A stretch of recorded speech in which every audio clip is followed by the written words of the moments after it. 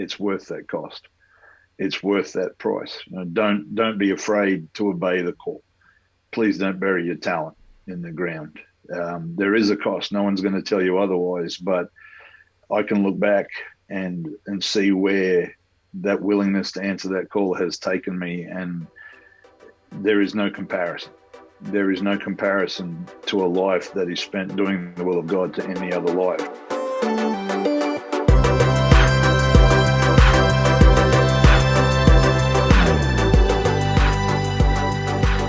Welcome to the Hacka Podcast. My name is Greg Hackathorn. I hope you all are doing well. This new music that you're listening to is from Isaac Valiente. He's a young man in South Australia that produces his own music, and he continues to produce music for this show, and I'm grateful for it. Today we are joined by a good friend of mine that has had a great influence on my wife and I over the years. Simon Butcher is the pastor of Northside Pentecostal Church in Perth, Western Australia, and is also a member of the UPCA National Board, serving as a Regional Presbyter. He is a wonderful preacher and teacher of the Word that has ministered all across Australia and the world for the past nearly 3 decades. I always enjoy the insight he brings to the things of God, and I know you will get a lot out of this conversation. Well, welcome to the podcast. Thank you for joining me today. Thank you for the invitation. Glad to be with you. Well, so what time is it over there in West Australia right now? Just past 10 o'clock in the morning. Nice. And we're over here in the afternoon in lockdown country. I would say God's country, but I'm not sure if it's still God's country these days. That would be Queensland anyway, not New South Wales. But spoken like a true Queenslander. Absolutely. Well, with that lead in, why don't you start us off by giving us a bit of background about yourself and where you grew up and some of your backstory. Sure. I was born and raised in Townsville in North Queensland, 1971, so very close to my 50th birthday later this year. My parents, my dad was originally from Queensland. My mother was from New South Wales. They met while my dad was in the army in New South Wales in the late 1960s, and got married, moved to Townsville. And so when I was born, Townsville had a population, I think, of around about 70,000 people, which today makes it probably a small town. But even back then, I think it was the second biggest centre in Queensland outside of Brisbane. Oh, wow. I guess that was looking back, I guess that was almost small town life, but it was the only life I knew, so didn't really think of it as small.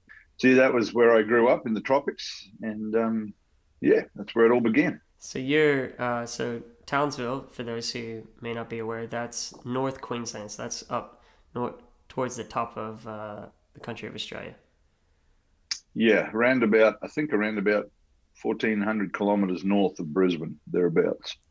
And people tend to not really understand how big Australia is. Even sometimes Australians don't understand, especially Sydneysiders, right. Don't really understand how big Australia is.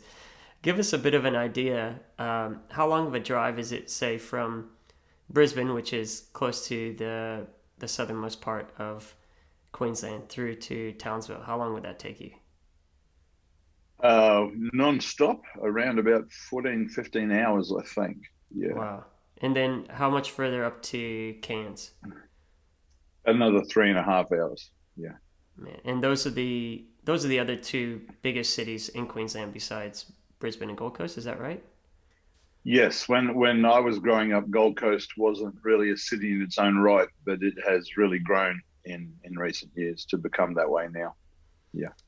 So what was it like growing up in a city like that? You said, about 70,000 people, probably a bit isolated, especially back then. It'd be more isolated than it would be today as far as a large city goes.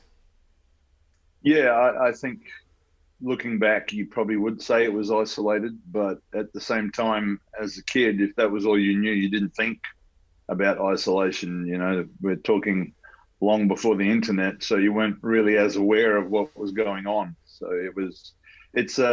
Townsville has the largest, I believe, army barracks in Australia, and so very much an army town, a lot of army housing, so a lot of families, whereas Cairns is much more tourism based. So yeah, it was a small town, very hot, very humid, not the most pleasant climate if you don't like that sort of thing. But yeah, I guess in hindsight, it is a small place, but as a kid, that was our normal, so we didn't really think of comparing it. I did go to Sydney as a child for holidays to visit family, and do remember Sydney feeling massive. But I mean, they had exciting things like McDonald's, which we didn't get that till I was 16 in Townsville. So, oh man, you went to the Big Smoke. yes, that's right. Used to go to the Big Smoke for McDonald's. It was a highlight of a family trip. So, what were some of your interests growing up while you're in Townsville? I think I love sport. Played everything we could. My first love was real football, or soccer, as some people know it. But any sport, we played everything. We played cricket, we played tennis, we played basketball, we played squash, we played touch football. We played everything. We played hockey. Anything we could play, we played. That was really my friends and that was our environment growing up. Yeah. And so, did you grow up in church, or did your mom have you in church from day dot, or? That's an interesting story. When my parents were married, my father's family were Anglican, Church of England. I think in the States they call them Episcopalian. Yeah, that's right. Not practicing, but that's what their family was. My mother, when my parents were married, was attending a Mormon church.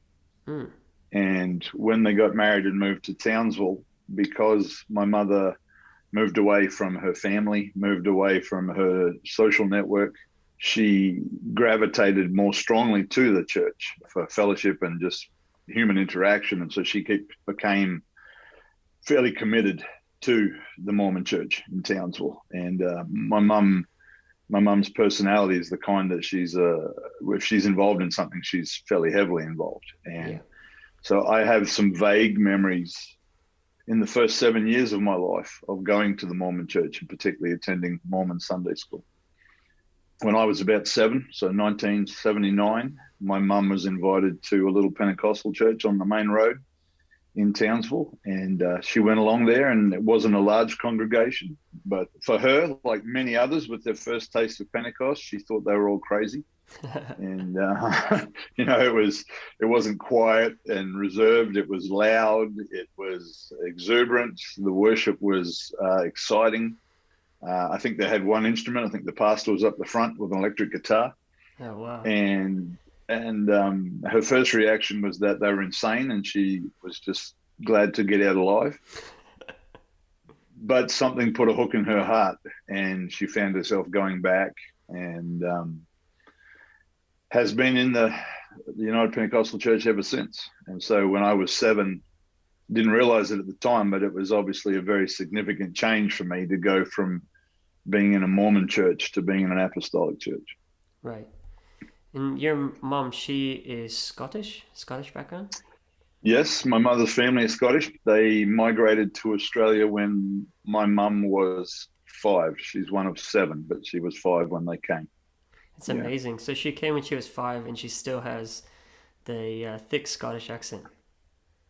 Yeah, she does. It seems that the older kids have a stronger accent than my mother does, but when they get together, it always seems to get a fresh infusion and and find itself again. I can always tell when she's talking to one of my aunts, who is a very close friend of hers. Her accent changes gears. It goes up a notch. Yeah. I remember having a conversation with her once about her accent. She's like, "Oh, I'm losing it." I said, "You're not losing it." Yeah, well, I understand how you would certainly feel that way, but when you talk to somebody who still lives there, you can see the difference. Yeah, big time. Yeah, definitely. So, was your mom invited? Who was your mom invited by to the church? My mom was invited by a friend of hers that actually used to go to the Mormon church, and I think that was possibly one of the only reasons my mom would consider visiting a different church. Because of the relocation from New South Wales, my mum was, I would say, struggling. She wasn't very happy in North Queensland, was very unhappy within herself. It wasn't so much that the marriage was bad, it was just mum wasn't happy in herself. And it's hard to have a happy relationship when you're miserable within your own self. And God's timing is always perfect. And my mum was actually preparing to take myself and my younger sister and leave my dad and move back to New South Wales to her family when she was invited to the Pentecostal church. And I guess almost out of desperation, she thought, I'll go along and see what it's about. And the Lord got into our family, and my dad is not yet walking with the Lord, trusting that that will change in the near future. But because of that, my parents are still together some 50 plus years later. So utterly very grateful for that. Yeah, huge. Yeah. I mean, especially for your future, you go from, being in the Mormon church and then possibly growing up in a single household to your parents staying together and growing up in an apostolic church, like 180-degree different. Yeah, absolutely. Looking at the time, obviously I didn't realize the significance, but looking back, I certainly realized that our family could have been just another divorce statistic. And would have just been another kid growing up in a broken home. But look back and recognize the grace and mercy of God reaching into our family and a radical change in the future of our lives. So very grateful for that. Yeah. So you grew up in the church. You would have been in the youth group there in Townsville, right? At what point did you? Because I remember you telling me this. You were licensed at quite a young age in comparison to the way it normally happens in the UPCA. Maybe not so much in comparison to the UPCI over in America, but here you were licensed at quite a young age. So I'm interested to hear the backstory as to when you felt the call to ministry beyond, just serving at your local church, but the call to preach. Yeah. My mother raised us to serve in the church. So even as kids, we would help her clean the church. There were working bees. We were always there. I remember mowing the church lawn as a kid. My mum was very much active. She lived what she believed. She was teaching Bible studies, teaching Sunday school, picking people up, helping people out. She was even our youth leader for a season. Oh, wow. I didn't know that. Having your mother for your youth leader is an interesting experience, particularly as a teenager. And so you talk about growing up in the youth there. Throughout my Sunday school years and my youth years, our church was small, but we had a very close-knit group of young people, because back then, what a lot of people might not realize is that the nearest UPCA church to us was in Brisbane, which was 1,400 kilometers away. And there was a lot fewer events taking place on the national calendar. General conference happened every year. At that stage, National Youth Camp was happening every 3 years, even if we could even think about affording to travel to it. And so fellowship beyond our local church was almost non-existent. So we were very close group of young people. And I remember that one Sunday morning, I wouldn't call it Damascus Road because it wasn't quite that sensational, but one Sunday morning, my pastor was preaching about serving God and doing something for the kingdom of God. And as a part of his message and coming toward the end, he felt as though the Lord was speaking to some people in the congregation about specifically answering a call to ministry, not general service, as you mentioned, but to the preaching of the word of God. And I felt the tugging of the Lord on my heart in that service. I think I was 17 years old. Just felt the Lord tugging on my heart, and I responded to that altar call appeal, went to the front and prayed those prayers that we all pray sometimes without thinking about it. Lord, I'll do whatever you want. And Exactly. And as they say, the rest is history. That was the beginning of what's been an incredible journey in ministry. And I was licensed for the first time, or my local license for the first time sounds like I lost it, then I got it back again. But for the first time, I just turned 21. I was licensed in January of '93. And the Lord tends to keep you accountable to those prayers, I find. Yes, he does, and we all pray these huge, bold prayers and write checks that sometimes we can't cash. So. Oh yeah, especially in youth camp altars, that happens quite Mm-hmm. frequently. Yes, it certainly does. So you briefly mentioned your pastor, and I didn't want to get through this podcast without talking about him. He had an impact on my ministry as well. The few times I was able to be with him up in Townsville and be around him at national events. Brother Dennis Jacobsen, who has had a profound impact on the kingdom of God and the work in Australia and globally as well in the region. What was it like being trained under his ministry, being trained under someone like him who was constantly going, constantly doing, constantly reaching? Yes, that's actually a really good description of Brother Jacobsen, constantly going and constantly doing. He was one of those people that only had two speeds. It was flat out or stop. There wasn't much in between that. And even in his later years, as he resigned from pastoring, and he was still trying to start churches, still trying to find contacts in cities and towns throughout North Queensland. And obviously he's not the only one, but he's the reason that today there's a couple of churches in Cairns, there's a church in Mackay, I think the Townsville Church has an outreach or daughter work in Bowen at the moment. Some of these places people from across the country haven't even heard of, but a lot of those were his burden to see the kingdom grow. And to sit under his ministry as a young person, again with the privilege of hindsight, was an incredible experience. He was a wonderful man of God.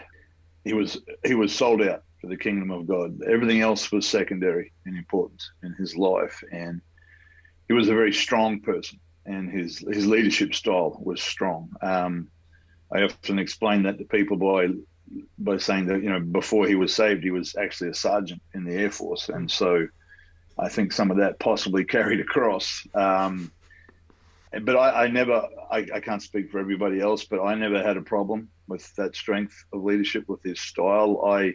Again, referring to my mother, I was taught from a very young age to honor and respect the man of God in your life. And so that, to me, I maybe it's my personality, but I thrived under his kind of leadership. I think the fact that he was strong, that he challenged us, that he expected, even demanded a certain level of commitment and application. I think I was blessed by that. I think if I had somebody who was really passive and just sort of let me find my way, I'd probably still be finding my way.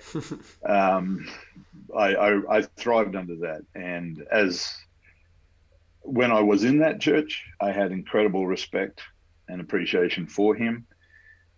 But as I've left that city and that church and ministered in several different contexts, looking back, my appreciation for him has only grown because of the investment that he put in us. And some people don't realize, but he became a trainer of ministers out of a need for people to help him in his own congregation. It wasn't that it was something he felt an ability to do. He recognized that he needed help in his own church in Townsville. And so he'd already previously pastored in Alice Springs. He'd had a short period of time in a place called Redhead in Newcastle where they'd tried to start a church. And he'd gone out from the church he was saved in, which was in Canberra. And I think ironically enough, the year I was born, 1971, I think he was saved. He'd gone out from there to try to serve with very little, if any, leadership ministry training. He was still what we would consider very green. And he would often tell us that because of that, there was a lot of things that he made mistakes along the way. And so him starting to train us was born out of a combination of needing assistance, but also wanting others to learn from the mistakes that he'd made. I think that need developed in him what really was the finer focus of his gifting and calling, that he was a molder and a shaper of ministers, because that really seemed to be, after that started, a process that kept going.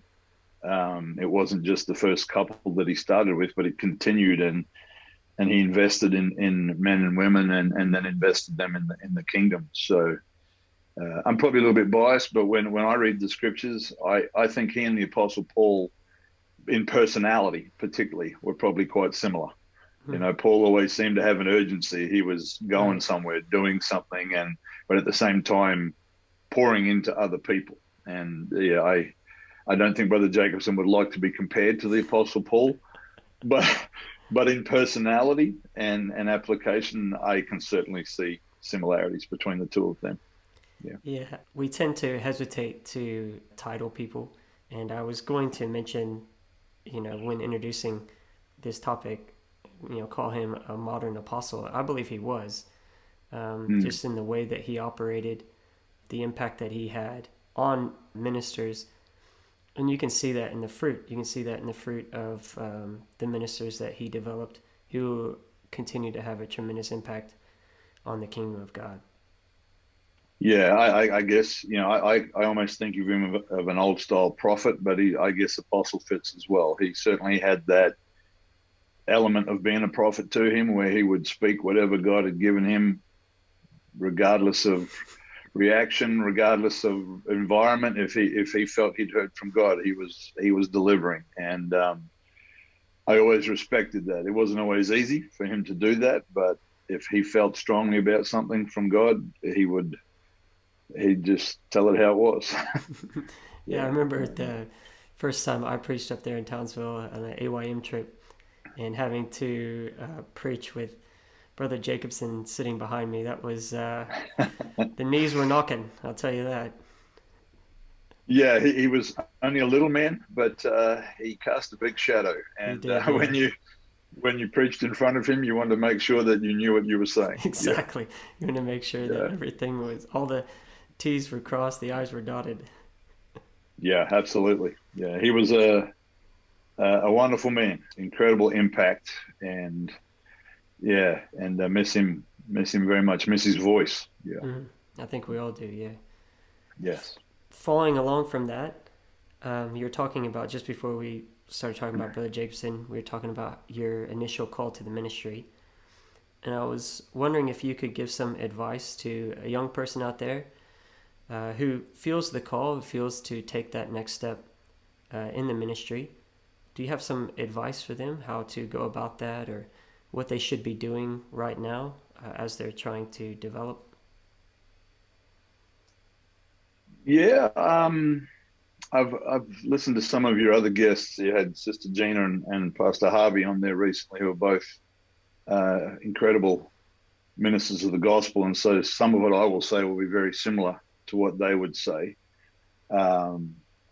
Looking to serve in any way that you can, no matter how significant or insignificant, no matter who sees or who doesn't, finding a way to inject yourself into the kingdom somehow. Bishop Slack was always famous for handing aspiring ministers a mop and a bucket and sending them to clean the toilets.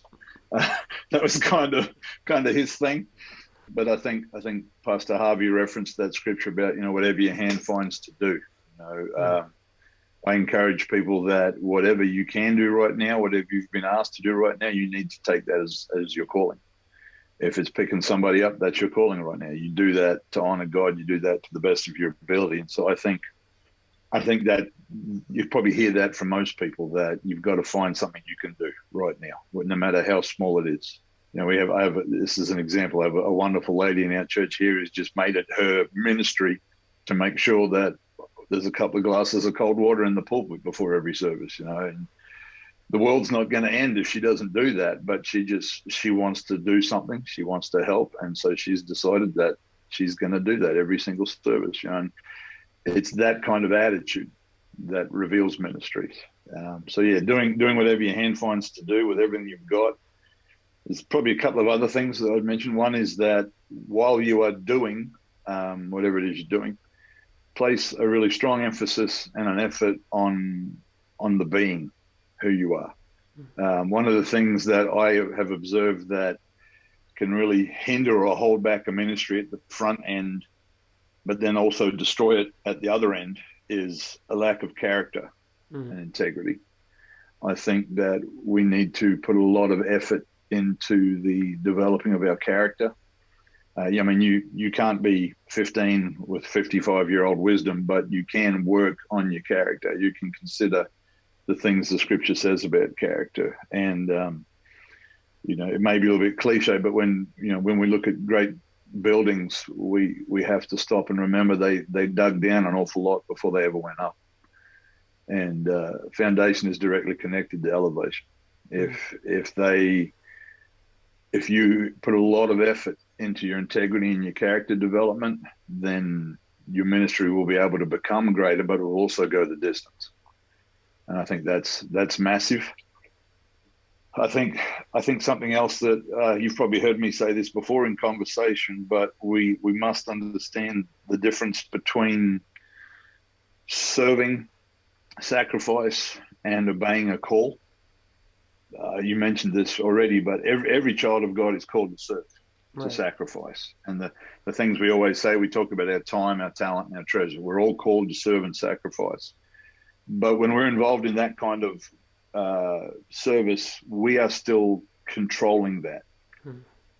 It fits into our life. It fits into where we can see it. We're available here. We can do this. We're willing to contribute A, B, and C. But a call to ministry is a yes or no invitation. It's not a negotiation. It's not I can give you 2 hours on a Tuesday afternoon. If you're called to ministry, it's a choice to either obey or walk away. And a call will cause you to step out in faith onto what seems like thin air, to go to a town or a city that doesn't have an apostolic church, to go and commit yourself to an elder who is becoming weary and looking to transition, to go somewhere that's never heard the gospel and take the chance of, what will I do for a job? Where will we live? How will we? All those questions that don't have answers. A call will cause us to do those things. And to me, to go back to the Old Testament, it's the difference between obedience and sacrifice. And I think that's crucial for the church today, that we recognize the difference between simply serving and answering a call. Because I think I don't think churches have a lot of lazy people. I would never say that. I think churches have a lot of involved people. They're helping, they're serving in one way or another. But I believe he's still calling people to preach the word. And I think there are people that need to not simply serve, but obey a call. That's so good. The difference between sacrifice and obedience, and the yes or no to the call of God. Yeah. Which, like you said, has strings attached. You say yes to the call of God, and he's going to demand more from you, and he's going to take you places. You're going to have incredible experiences that you never would have had if you said no. But there are going to be challenges that you're going to face that you would have never faced if you said no. Yes. Yeah. It's so good. I love that. So this is kind of following along with what you were just talking about. You're a young man who grew up in Townsville. I believe your wife is from the Melbourne area. Is that right? Yes, she is. And you're pastoring in Perth. So for those of you who don't know, Australia, Townsville's at the top, or close to the top. Melbourne's towards the bottom, and Perth is all the way on the west coast. The other two are on the east coast, or towards the east coast. There has to be a good story there. How did you guys end up in Perth? There are probably almost three uttermost points of the continent. My wife came into the church as a child as well. What's kind of cool about that story is that my wife's mother came into the apostolic church through her brother, my wife's uncle. my wife's uncle was invited to the church by Sister Jacobsen way back in the No 1970s way. Wow. in Canberra. Yeah, my wife's uncle had a Oh, wow. bakery in Canberra. He was an Italian pastry chef, and he had a bakery, and this lady used to come into the bakery all the time and invite him to go to church. And eventually he went to church, and his wife went with him because she was a bit concerned about this strange lady inviting her husband to church. And my wife's aunt and uncle got saved, and they witnessed to the lady who would become my mother-in-law. And that was how my mother-in-law and my wife and her brother and sister came into the church. That's so cool. That's an interesting connection. My wife and I actually received the Holy Ghost the same year under the ministry of the same. It was a preacher, an older lady by the name of Sister Helen Cole, who was traveling around Australia, and the services that she was ministering in, we received the Holy Ghost, me in Townsville, my wife in Melbourne. So yeah, that's that sort of little bit of history. But I met my wife at National Youth Camp, which is why a lot of young people go to youth camp. Exactly. It wasn't why I was there, and I think that was probably why it happened, because I'd sort of decided, this camp was going to be all about God. And the camp was in Coleroy, Northern Beaches of Sydney, Easter of 1992. My best friend and I travelled to the camp together, and I met my wife, who I had never met before that. Met her on the first afternoon. We hit it off. We spent a lot of time together over the weekend in like a little group. Her best friend and my best friend were developing an interest as well, and they're now married today as well. Yeah, and we started to. It's long enough ago that we started to write. I don't know if anybody actually does that anymore, at least not on paper. We started to write. I started praying an awful lot about that situation, because I knew that I had a call in my life, and I knew that the decision about your life partner was massive in relationship to your calling. And I spoke to my pastor. I spoke to my peers who were also ministry and development. We prayed together. I don't think I've ever prayed about anything as much as I prayed consistently about that decision.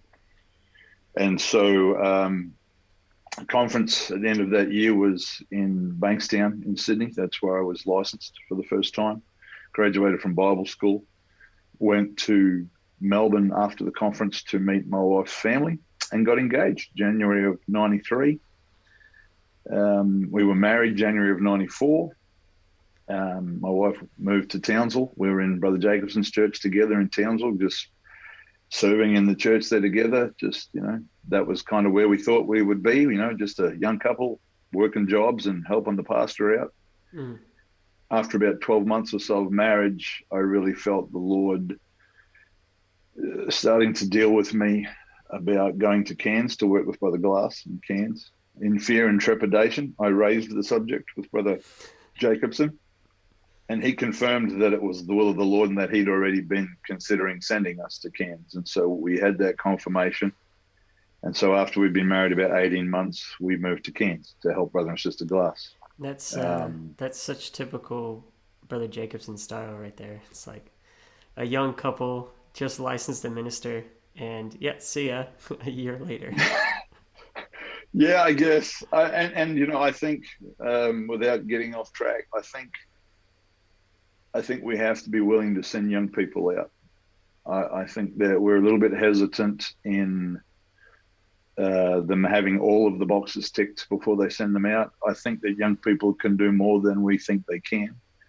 I think the key to that succeeding or failing is, as long as if we send them out, they have a very strong connection to their elders on a regular basis, I think they can do great things. Yeah. I really do.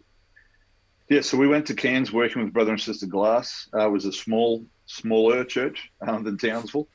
We were in a little hired hall. We didn't have our own building. At that point in time, Brother Glass was the only preacher. And so he was doing all of the preaching, so 3 services a week.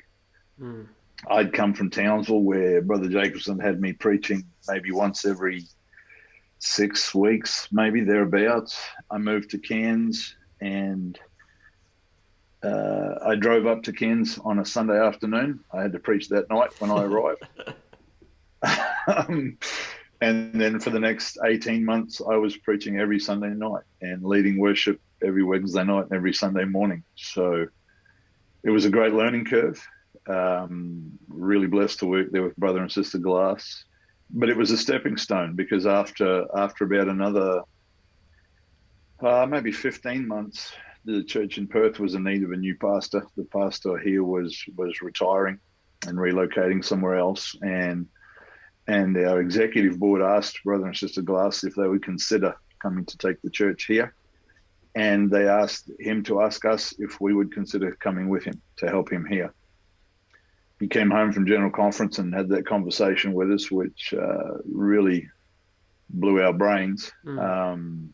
Perth, as you mentioned, the size of Australia, Perth was almost the other side of the world from North Queensland. And I'd never been to Perth in my life. My wife had been there once as a child on a family holiday. And but we knew the Lord was in it. And so we said, yeah. And so April of 1997, we drove from Cairns down to Melbourne, and then Melbourne across to Perth, which is around about 7,500 kilometre trip. Yeah. How long did that take you? A week? No. Well, we did it in stages. We spent a couple of days with my parents in Townsville. My wife was pregnant with our son, so we visited my parents. We stopped in New South Wales and visited my grandmother. We then went to Melbourne, spent a few days with my wife's parents. So it wasn't just constant hard driving. So we probably took, I think, around about a week and a half, 2 weeks to do the trip. But it's a long drive, whichever way you do it. And which way did you go across the southern part of Australia? Did you go on the famous highway out in the middle of nowhere, or did you go along the coast? The Nullarbor, yeah. Well, the Nullarbor is along the south coast. Oh, okay. There's actually a point. You could tell I fly on the everywhere. Nullarbor. Yeah. Well, there's actually a point on the Nullarbor highway where you're only a few hundred meters from the cliffs on the Great Australian Bight, and you can stop and see the cliffs, which we did, which was quite amazing. My wife was worried that I was going to fall off the cliff with the car keys and she was going to be stuck there. But yeah, so we went from Melbourne to Adelaide, and then from Adelaide we took 3 days to drive to Perth. Amazing. It was very surreal driving into a city that we'd never lived in, that I didn't know where anything was, and knowing that we were arriving to stay. It wasn't a holiday, we were moving into that city. And at that time, the church building was being sold, and so through some good and some not so good experiences, the church was quite small, and we were meeting in a ladies' lounge room. You know, when you go to a church for the first time, you can sort of sit down the back and just quietly slip in. Well, when there's only about 12 or 15 people in a lounge room, there's nowhere to hide. You know, you kind of you walk in, it's like, hi, we're here. So that was a little strange, but yeah, we settled into Perth. My wife already had a job. She had a transfer with the bank she was working with. I found work within about 3 days in an Italian patisserie, and we got settled into Perth life. We got a new church building. We moved into that building in, I think it was about August, September of 1997. Church started to grow, which was fantastic. Brother Glass became the National Overseas Missions Director, the office that Brother Harvey holds today. That was my next question. I didn't know if he was Overseas Missions Director when the board asked him to go to Perth or not. So he became it while he was there. I think, if not in the first year we were in Perth, very shortly after that. Okay. Yeah, and so that required him to travel, obviously, and that meant that I was looking after the church, which we'd come to Perth for the specific purpose of helping Brother Glass in whatever way that we could. Around about 98, I think it was, the National Youth Department created a Western Australian region. They didn't have one when we arrived, so that began. And I was asked to be involved in that as the representative for WA. And we had our first regional youth camp, and then that began to grow as well. That's incredible. I'm very happy. And this isn't like ancient history. I mean, we're only talking 20 years ago. Yeah, yeah, that's right. Yeah, Right. it was 24 years. We arrived in April just past. Yeah. Mm. And there's 3 churches or 4 churches in Perth area now, including your Um, daughter church. there's our church. We have a daughter work. Brother Pastor Paulus has a church. There's also a Burmese congregation here as Right. well, Yeah. Burmese UPCA congregation. So Wow. yeah, Pastor Paulus has a daughter work. It's not operating at the moment, but I think it will be again before long. So when we came, there was the 2 churches. There's the one that we were attending, and Brother Paulus has had a small group on the south side of the city as well. Yeah. Yeah. I just wanted to highlight that because you went from not even being a region in the youth department and no regional youth camp to where you guys are at today, which is really Yes. cool. Yeah. And that grew, and I looked after that for a few years. And then I think about 2002, I was asked to lead the National Youth Department. So that happened about 2002. Yeah, you were my wife's youth president. The distinct Yeah. privilege of being known as her youth president. Yeah. I don't know if that makes her old or me old, but she's still young. I'm the one that's getting older. But Yeah.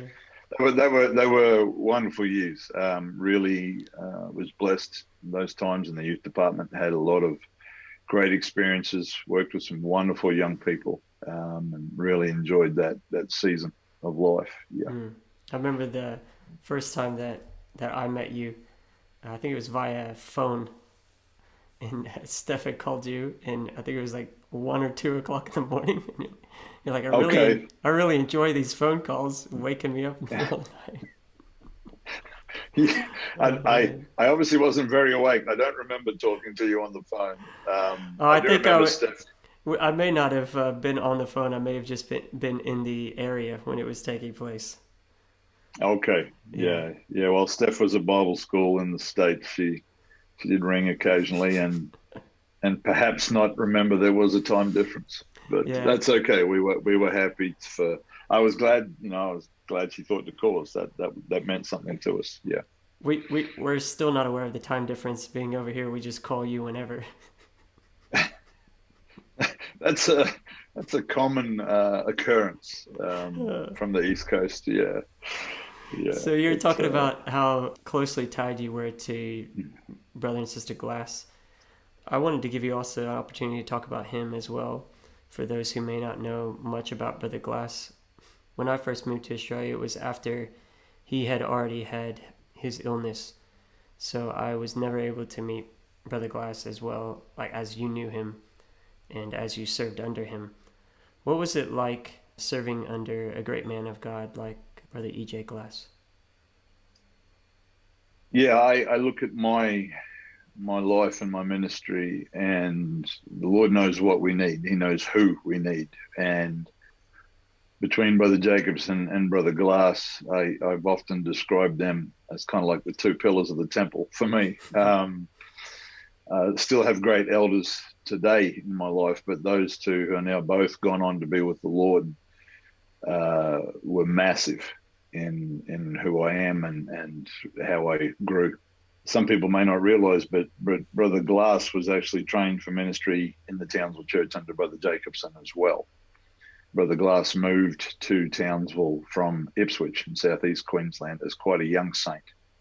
He would often use the expression that he and I went to school together. Even though he was around about 20 years older than me, we sat through ministry training together with Brother Jacobsen, sorry.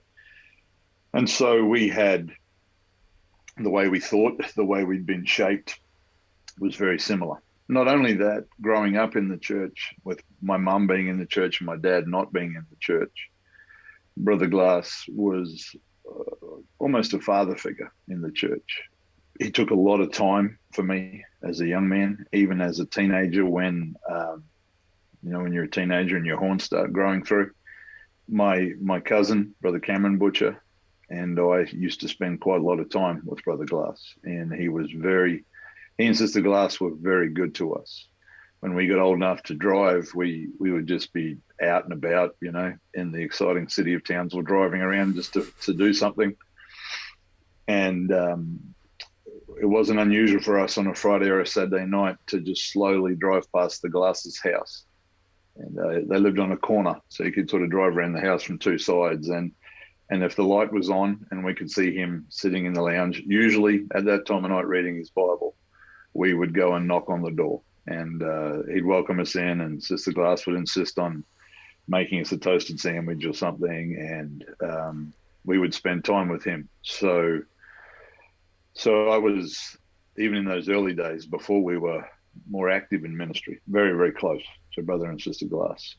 And when he left Townsville, he left before I did. He originally went to Tamworth, New South Wales, to try to start a church there before he went to Cairns to pastor. And when he left Townsville, I had a feeling that I would work with him somehow in some capacity. Didn't know how or when, but it certainly eventuated. And he was, a great man. We were very, very close. And being his assistant and working alongside him here I often say to people, I'd be happy to still be doing that today. I would have been happy to be his assistant for the rest of my life. But I often say that, in my ministry, in my development, Brother Jacobsen taught me to love truth, but Brother Glass taught me to love people. And they both did both of those things. It wasn't absolute, but in my time being developed by Brother Jacobsen, I was much younger, and so a lot of it was almost in the classroom, a lot of ministry training, a lot of lessons, whereas with Brother Glass, it was hands-on together. Different stages of my ministry. Brother Glass was a lover of people and had a great impact in the mission field and other people's lives. And it was when he became sick around about 2005, I think it may have started. And as that progressed and he degenerated, he was forced to retire from pastoring because the illness that he had, one of the effects was his ability to speak, to clearly express himself, and that just became worse and worse. And so preaching became very frustrating for him, very difficult, and eventually he knew that he was going to have to resign. And so that was how, getting back to your earlier question, that was how my wife and I ended up pastoring here. Was late 2006. We were installed as pastors here because of his retirement being forced on him by illness.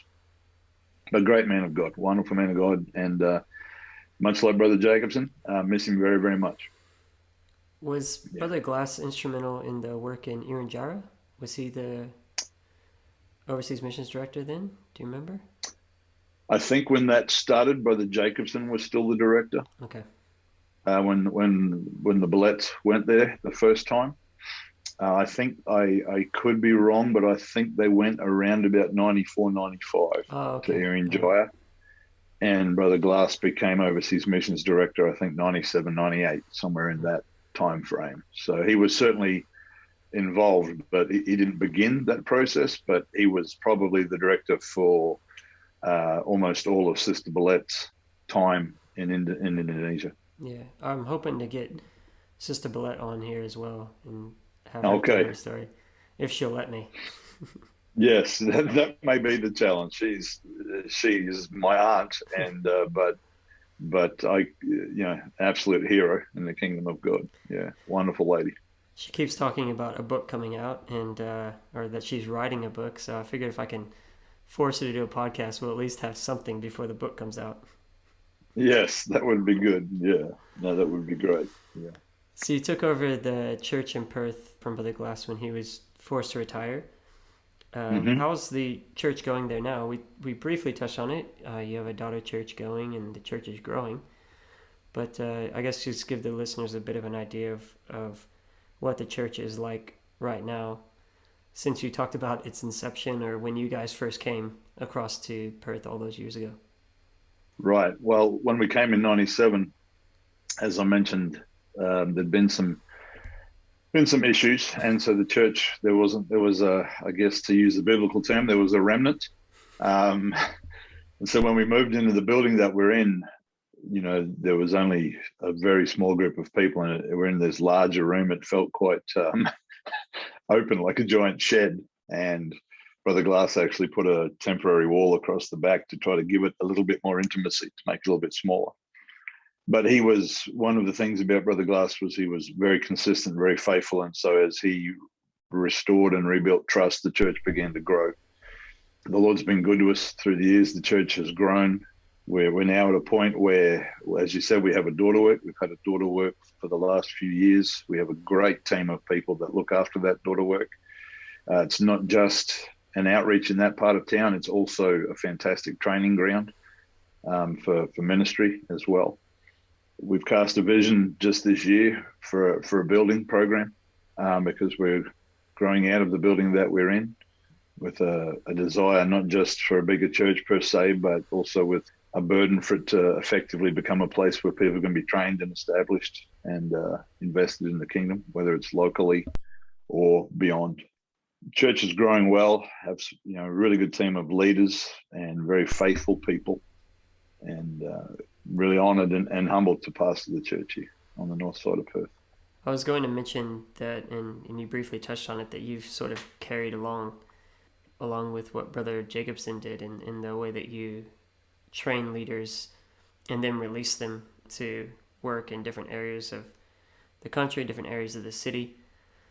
And so, along with that, you've been pastoring there for a number of years. You've been a minister for, well, I don't want to give the years, but it's been a while. And and you've been serving on the national board for quite a while now.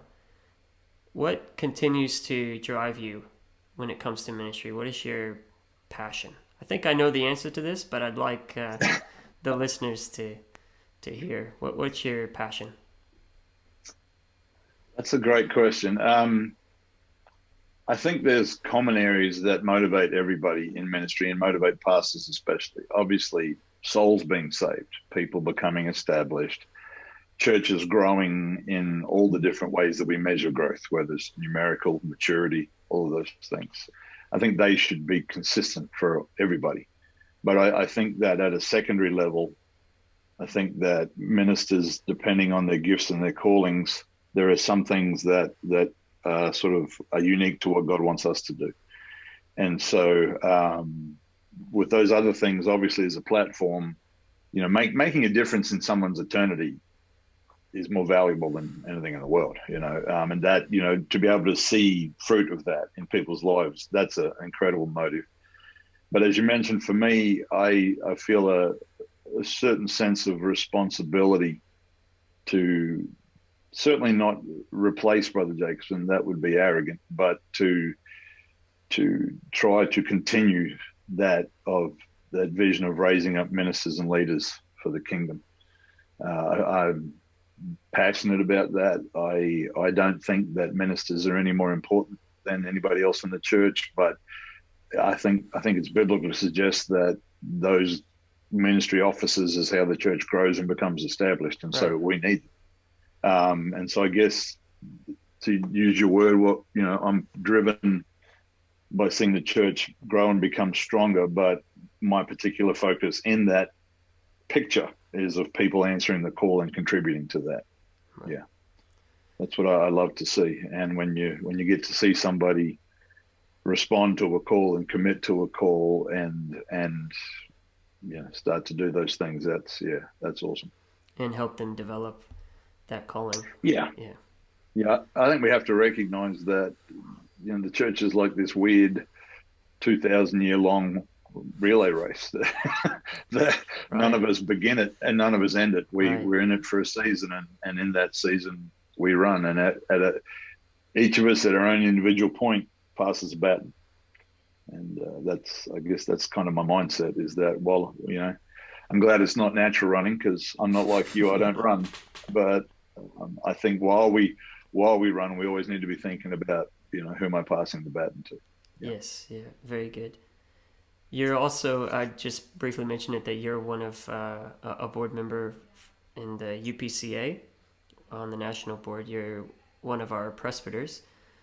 Obviously, what that means is that you're visit and help and look after a number of churches within Australia as far as like an oversight and to help them in different areas where they need that.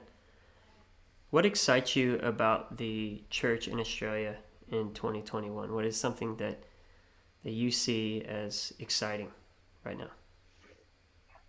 Well, like you mentioned, you didn't want to give numbers, but I've been in the Apostolic Church now for 42 years. So I have a little bit more history than maybe some of your younger listeners might have. And I feel as though our national church is at a very exciting point in its history.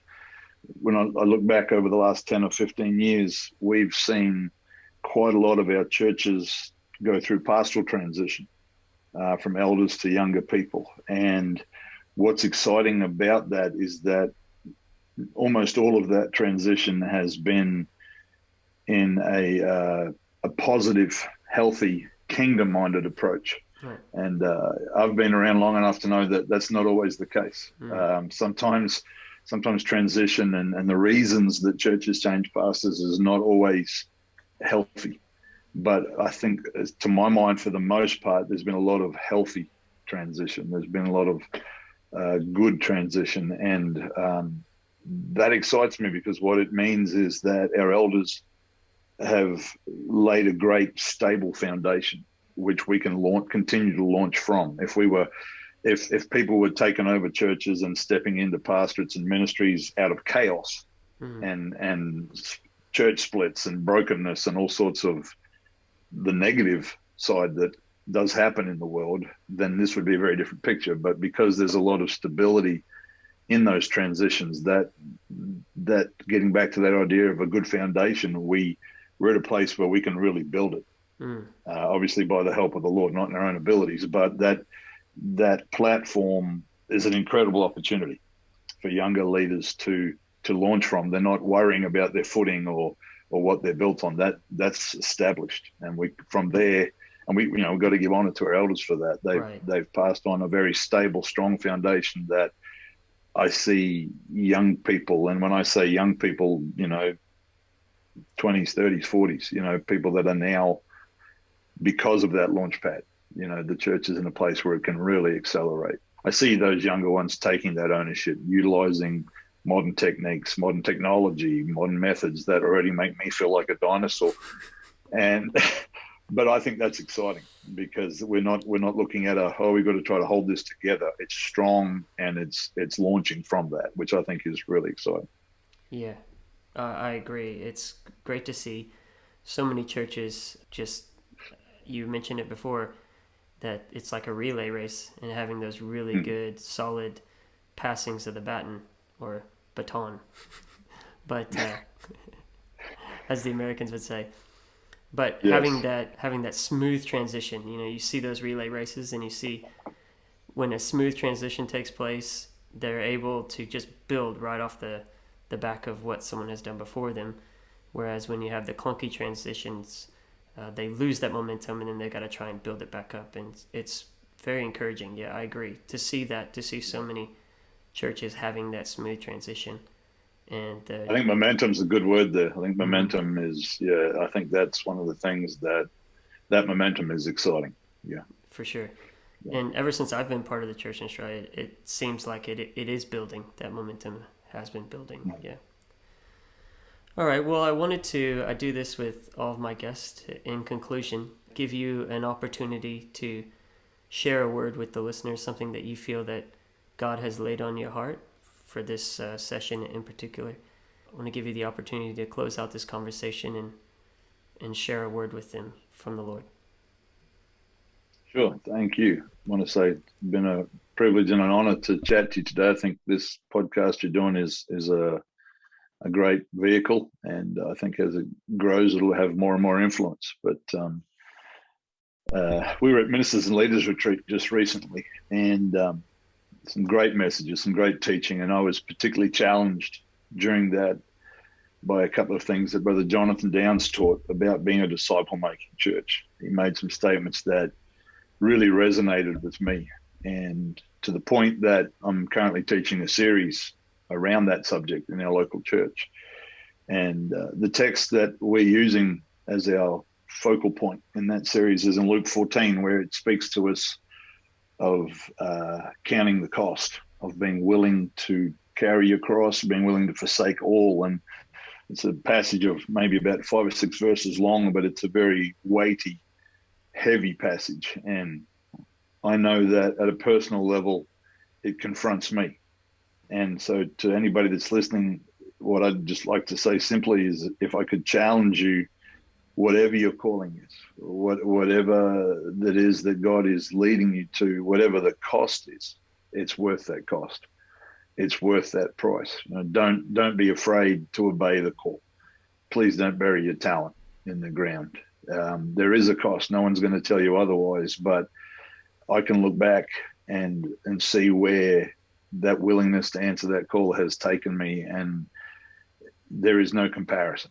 There is no comparison to a life that is spent doing the will of God to any other life. And we're living in a time where the only thing that's certain in the world is that it's uncertain.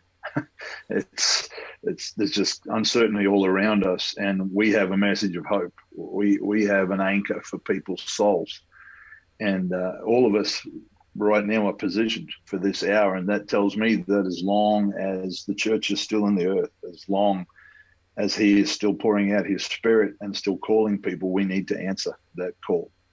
And I would challenge you, whatever the price is, don't compromise it. Pay the price. Be who God wants you to be, because your life will just be an empty shell in comparison to the will of God. And get your hands dirty.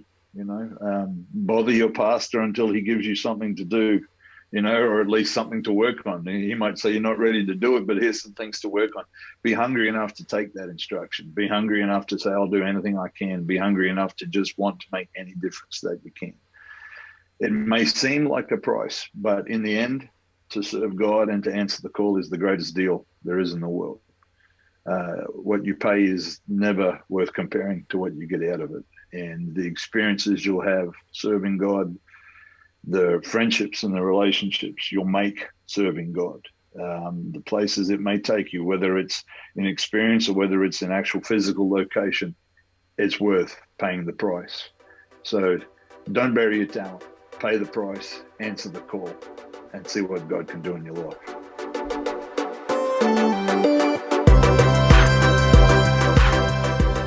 I don't know about you, but that conversation added a lot of value to my life. And I pray you were able to glean something from it that you can apply to your life moving forward. If this blessed you, please share it with a friend and encourage them to follow the podcast. We are on Apple Podcasts, Spotify, YouTube, and a number of other platforms. Just search the Haka Podcast and you should find us. We are releasing content every week, and the best way to keep in touch is to subscribe or follow the podcast so it goes directly into your podcast feed. If you have time to rate and review the show where you listen to it, I would greatly appreciate that. Thank you again for your time today, and we look forward to seeing you next time on the Haka Podcast.